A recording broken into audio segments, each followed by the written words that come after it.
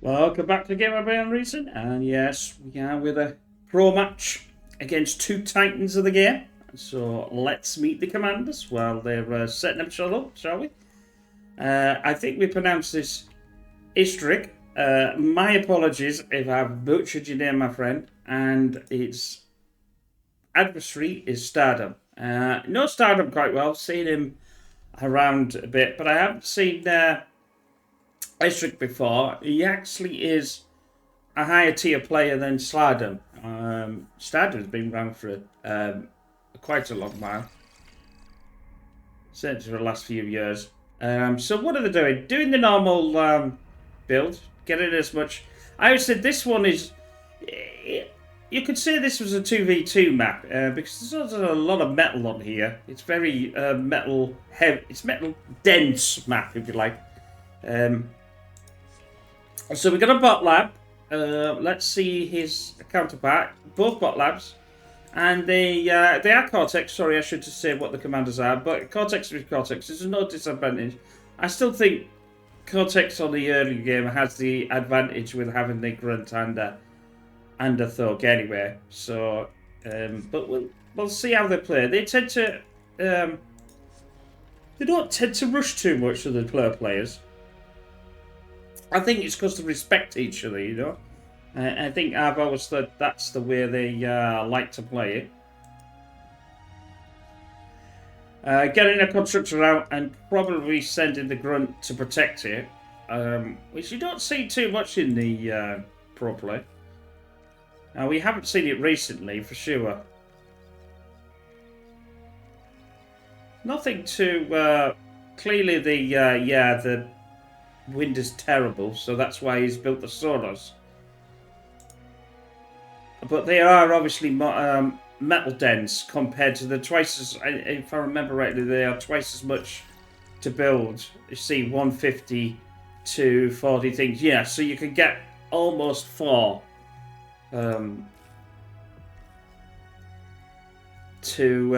1 for the solar. But obviously the solar gives you the bonus of you know what you're getting where the wind goes up and down. So that's the thing. I mean, he's built 4 and the other side's built 4, so it's about the same. Not many units coming out at the moment.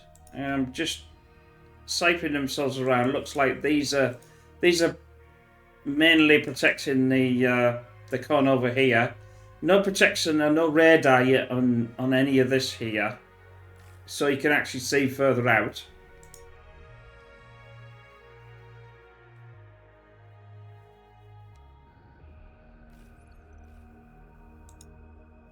I think it's like any game with Bear. It always takes a while to.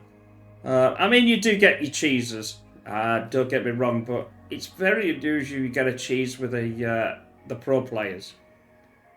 They're quite methodical, and once they start, they are relentless. It just feels to me as half the time they're not actually doing anything, but they are doing something, you know. I've tried a few strategies from it, and I can't do it. I am trying to get better, though. I mean, that's why I obviously try and cast these to try and learn something, and hopefully you do as well.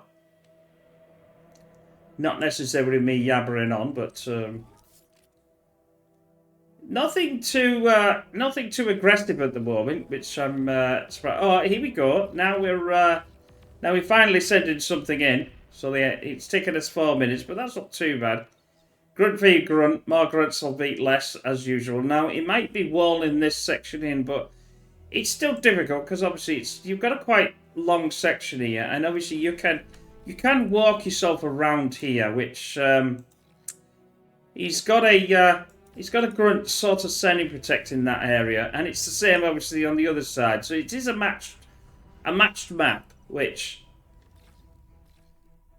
it's nice, especially for a 1v1.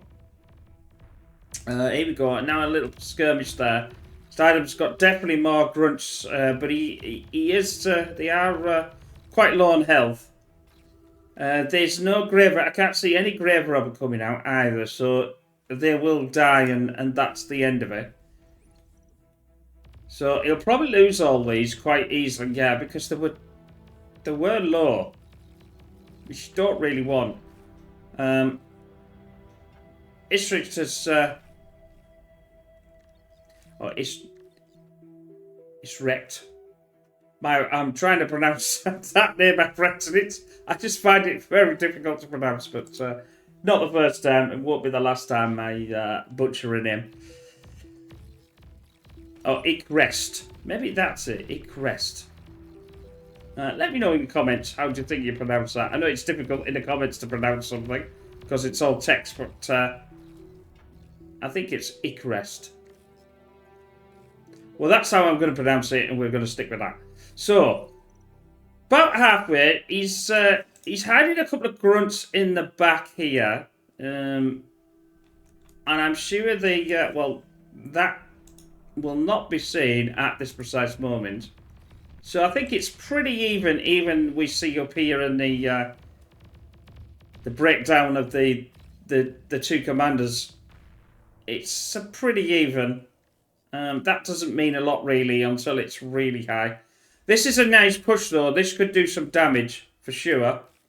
He's got one of the guns that's pretty low, but the sentry is, or the guard, I think, yeah, the guard for the.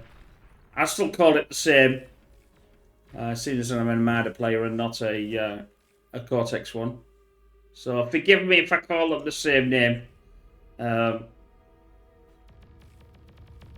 But I'm surprisingly getting better with the names because obviously I'm playing a lot more and I'm casting a lot more, so I'm going to have to do the things like. It does help to know what the units are. So it's about even here to even there. So, but the thug is out, so that will annihilate the grunts quite easily.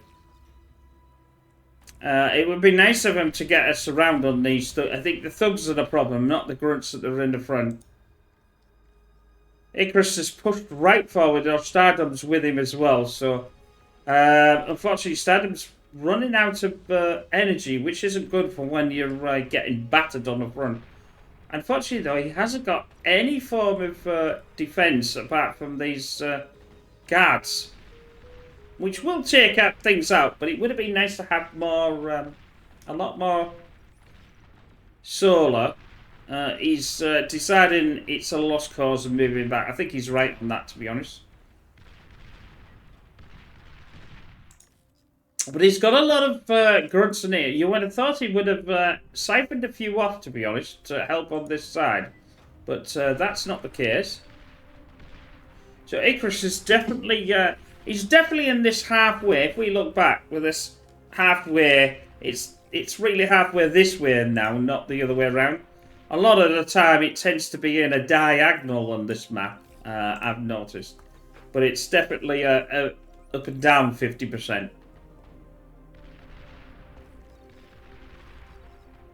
It is a map, personally, I have played a few times and lost every time, but that's just the way it goes with me. I'm not really known for my 1v1s, as people should know from the retrospective that I've done and the battles that I've done. But 1v1 is always going to be harder than multiplayer for obvious reasons. Now, these thugs are certainly coming out now. We haven't seen any transition yet. Let's say a transition to an air, which in the... one of the previous ones, unfortunately, I can't remember the pro player. He was mad. He was like, he did vehicles, he did bots, he did you name it. He swapped to everything, which is good transition. Don't get me wrong. These are now. So now we're going to grave robber. So you'll probably re-res at least these four, if not this one as well. Good commander, helping his units out. So it's got a bit stagnant here. There's no real pushing. I'm sure it'll happen. There are... Oh, that's a bit close. Them grave robbers are... Yeah, they're going to get obliterated. But they are on... I wouldn't say they're on each other's back door, but they are certainly close enough. These thugs... There's more... There's 21 thugs, you see, compared to... I know, I keep getting a button for that. 36 of... that's a lot of army. That's in the 50... some of them obviously are at the back.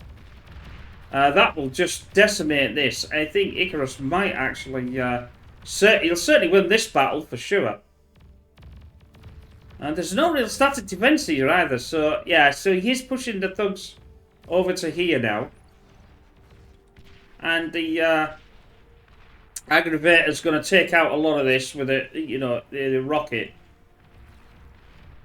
The pros tend to favour the grunts if the Cortex over the aggravators. The aggravator is obviously cheaper to build, and it's got its range is far superior. I'd always take out a guard or a sentry or anything like that over the other. The only trouble is they tend to need more micromanaging than the grunts. I think that's probably why as well. Grunts like a... Well, as it sounds, just I'll just bool in and I don't care what's going to happen unit, Where obviously the aggravated isn't that sort. It's a kite, you kite the unit back and forth and try and do it. Oh, so now we've got the shurikens have come in and that'll disable all this. So it must have been a transition not long ago. Yeah, it certainly was.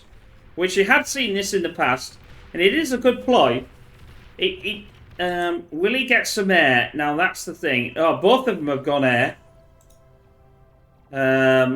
So yeah, no air protection whatsoever. Which we could use a SAM or we could use a Thistle or something like that just to protect through the air, but nothing really is happening. The fighter will take out the shurikens, but it's going to take a while. Oh, no, it's not going to get anywhere. So this is a nice... this is certainly a nice push. This Stardom could actually break this and do quite well here. I think is... it's a fine line. That's the problem between the pros, really. Even, there might be, let's say, 10 points or whatever the Avalia, how they work it out. One's in the 45s and one's in the 50 odds. There's a fine line between these two. And it just takes a little push like that just to, I think this is definitely going to decimate. Unless he can start eating up these grunts. Which he is trying to eat them up, as we can see. Well, no, he's not actually. Which I find quite surprising with the construction turrets. He has stabilised, but I think the lighting, the writing is on the wall, not the lighting is on the wall. Well, the lighting is normally on the wall, but you know what I mean. Please get it wrong, but accent get it right in the wrong context. But yeah, this is a lovely player. This is basically taking him out. I would have thought he's probably got a GG in a minute anyway, but oh no, he's pushed himself forward as well. So it's not a gimme. If he can take these shurikens out, that'll be I don't think he's got anything to be able to get himself back in, but he is Icarus is definitely pushing himself forward with his thugs. He's got a decent enough thugs there. Although obviously Saddam could start pumping out more. That's the disadvantage because he hasn't got anything, He's going to take out all his... oh, these will all go though. They won't get any further. So he's still got metal in that coming. But I don't think he's got any constructors though. That's the problem. No constructors whatsoever as far as I can tell. So if he's going to... so he's going to have to build another... He's not giving up though. This is good as far as I'm concerned. Not giving up what we say, not giving up without the fight. It should be Produm's game, but you never... I've seen this... no, he's decided... Icarus has decided to GG out. Anyway, I hope you enjoyed that. Don't forget to check out pigstv.com for all the latest. And it's free. No login required. So why not? Why not just go and have a nosy? And you might find something else that you like. Anyway, we will see you in the next game. Bye for now.